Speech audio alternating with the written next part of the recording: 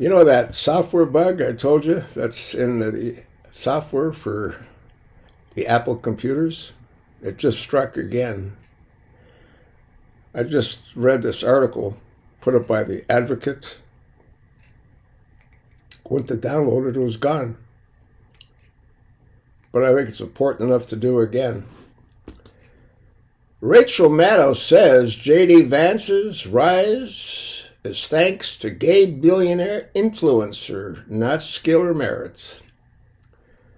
Remember when J.D. Vance was at Yale, he would dress up in drag? You think he gets on his knees for Peter Thiel? Peter Thiel has bankrolled most of J.D. Vance's professional life, the award-winning journalist explained to the audience. On the evening of J.D. Vance's acceptance speech at the Republican National Convention on Wednesday, Rachel Maddow delivered a searing critique of the junior Ohio senator's qualifications on MSNBC, revealing the significant role played by gay billionaire Peter Thiel in Vance's rapid ascent within the Republican Party. You know, what amazed me was when I read this article, she never mentioned how much J.D. Vance detested Donald Trump. Never made any reference to it at all. Maddow began by addressing Vance's relatively obscure public presence. J.D. Vance is not a widely known public figure, she stated, noting his primary recognition comes from a memoir, Hillbilly Elegy, written during his time at Yale Law School, when he was running around with a blonde wig on and wearing a skirt. Thiel, the co-founder of PayPal and Planetaire Technologies, is a significant figure in Silicon Valley and a major supporter of right-wing causes, highlighting Vance's stint in the Marine Corps' Public Affairs Unit. Maddow delved into his subsequent career, heavily shaped by Thiel's patronage. Peter Thiel got J.D. Vance a job at biotech company in San Francisco after J.D. Vance graduated from law school, Maddow revealed, citing the company's CEO who acknowledged hiring Vance as a favorite of Thiel. This employment pattern extended to various venture capital roles, despite Vance's limited success.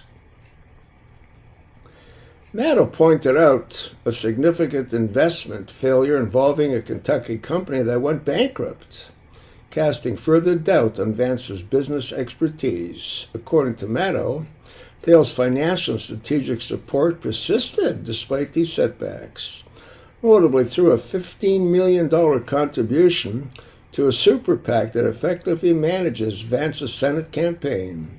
That super PAC then further effectively took over the operation of the campaign and ran most of it for Mr. Vance, Maddow noted. Thiel's influence extended to securing Trump's endorsement for Vance, an endorsement pivotal for winning the Republican primary in Ohio, she said. Maddow argued that Vance's political success is more attributed to Thiel's backing than personal merits.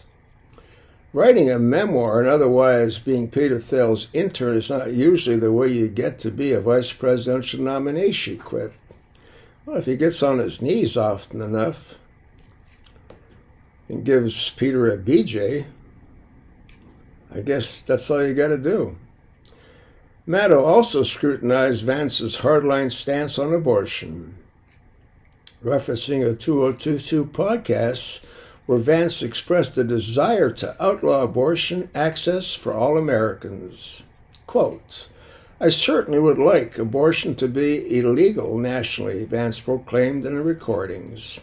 This position contrasts sharply with Trump's recognition that restrictive abortion laws could harm Republican electoral prospects. Further, Maddow examined Vance's ideological stance, noting his belief in the late Republican period, inspired by far-right views according to the post-democratic era. You do not pick a man like that if you're worried about your electoral prospects, she said. Concluding her critique, Maddow suggested that Trump's choice of Vance signals a confident belief in securing an election win, regardless of his running mate's controversy. Let's not forget, Trump didn't choose him. Peter Thiel called Trump and asked him to make him his VP. You can only pick a candidate out there as J.D. Vance if you're really thoroughly quite sure that you're going to win, no matter what kind of craziness you put on the ticket, she concluded.